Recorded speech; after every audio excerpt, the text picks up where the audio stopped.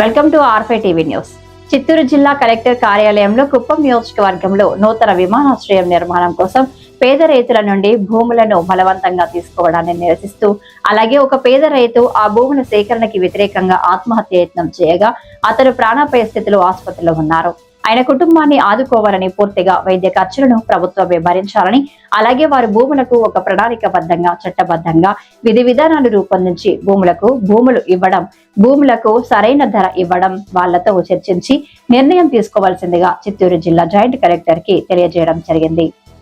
అలాగే వారు కూడా సానుకూలంగా స్పందించి ఒక వారం లోపల ఆ కుటుంబాన్ని కలుస్తారని, వారికి సాయం చేస్తారని హామీ ఇవ్వడం జరిగింది.